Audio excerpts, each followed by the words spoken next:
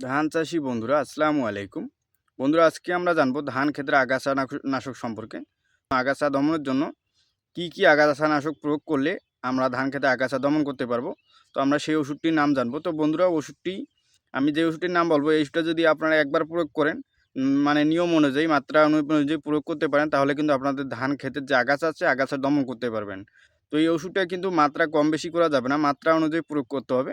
তো এই ওষুধটা প্রয়োগ করলেই আপনারা ধানের যে আগাছা আছে তো আগাছা দমন করতে পারবেন। কিন্তু ওষুধটা প্রয়োগ করতে হবে আপনাদের মানে ধান লাগানোর 5 থেকে 7 দিন পর, মানে 5 থেকে 10 দিনের মধ্যে আগাছানাশকটা প্রয়োগ করতে হবে। তাহলে কিন্তু আপনারা ধান খেতে আগাছা যে থাকবে সেই আগাছাগুলো দমন করতে পারবেন, এবং যে আগাছাগুলো আর গজায়নি সেগুলো আর গজাতে পারবে না। তো বন্ধুরা, কী আগাছানাশক প্রয়োগ করলে আপনারা ধান খেতে আগাছা দমন করতে পারবেন, তো আমরা আজকে সেই ওষুধটাই জানবো। তো বন্ধুরা, আমি যে ওষুধটির নাম বলবো সেটি হচ্ছে সিনজান্ডা কোম্পানির রিপিট। তো এই ওষুধটা যদি আপনাদের ধান লাগানো 5 থেকে 10 দিনের মধ্যে প্রয়োগ করে দিতে পারেন, তাহলে কিন্তু আপনার জমিতে একদম মানে আগাছা জন্মাতে পারবে না। তো এই ওষুধটা কিন্তু খুবই কার্যকরী ওষুধ।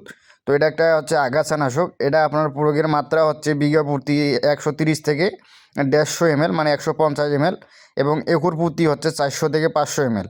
তো এই মাত্রাটা ঠিক রেখে আপনাদের কিন্তু ধান খেতে প্রয়োগ করতে হবে। তো এই ওষুধটা কিন্তু অনেকে অনেকভাবে প্রয়োগ করে থাকে। তো আপনাকে ধান খেতে প্রয়োগের আগে আপনাকে খেয়াল রাখতে হবে আপনার ধান খেতে যেন পানি থেকে 2 থেকে 3 ইঞ্চি পানি রাখতে হবে। তো পানি রাখার পর কিন্তু আপনাকে ধান খেতে এই কীটনাশকটা কেউ স্প্রে করে দেয়, বা কেউ ধানের মানে সারের সাথে মিশ্রণ করে সঠিকভাবে প্রয়োগ করে দেয়। তো আপনাকে কিন্তু অবশ্যই খেয়াল রাখতে হবে আপনার জমিতে পানির জন্য 2 থেকে 3 ইঞ্চি থাকে। তো এই দিকটা খেয়াল রেখে তারপর আপনারা এই মাত্রা হারে, মানে বিঘা প্রতি 130 থেকে 150 ml হারে, মানে সারের সাথে মিশ্রণ করে অথবা জারকিনে পানির সাথে মিশ্রণ করে জারকিনে স্প্রে করেও দিতে পারেন।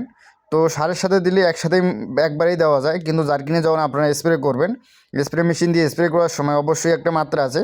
তো লিটার প্রতি 1 লিটার পানিতে আপনারা 4 মিলি হারে ওই ওষুধটা মিশ্রণ করে, মানে সঠিকভাবে মিশ্রণ করে তারপর মনে করেন আপনার জারকিনে পানি ধরে 10 লিটার, এখন আপনাকে ওষুধ নিতে হবে আপনাকে 40 ml, মানে 40 মিলি।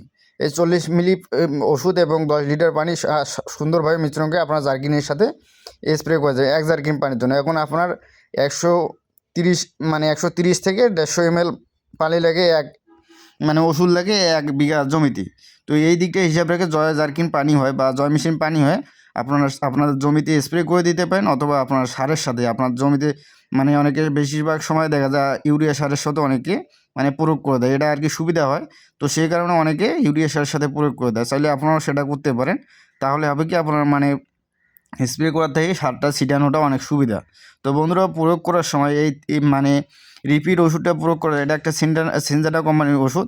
তো এটা একটা কিন্তু সুন্দর আগাছানাশক, ভালো কাজ করে। তো এই ওষুধটা প্রয়োগ করার আগে আপনার জমিতে পানি ধরে রাখতে হবে, প্রায় 2 থেকে 3 ইঞ্চি পানি ধরে তারপর কিন্তু প্রয়োগ করে দিবেন। তাহলে হবে কি আপনার জমিতে আর ঘাস গজাবে না, এবং আপনার ধান গাছগুলো পর্যাপ্ত পরিমাণে আলো বাতাস পাবে। এতে করে কী হবে, রোগবালাই কম হবে। যে জমিতে আলো বাতাস সঠিক পরিমাণে মানে প্রবেশ করতে পারে, সেই জমিতে দেখবেন যে ধানের ফলন এমনিতেও অনেক ভালো হয়। আর ঘাস গজালে কিন্তু সেই জমিতে আলো বাতাস প্রবেশ করতে পারে না। পাশাপাশি আপনার ধান খেতে যে খাদ্যের জন্য যে সার বা কীটনাশক বা অনুখাদ্যগুলো দিয়েছেন, সেগুলো কিন্তু ঘাসগুলো অনেকটা শুষে নেয়। তো বন্ধুরা, আজকে এই পর্যন্তই। সবাই ভালো থাকবেন। আসসালামু আলাইকুম।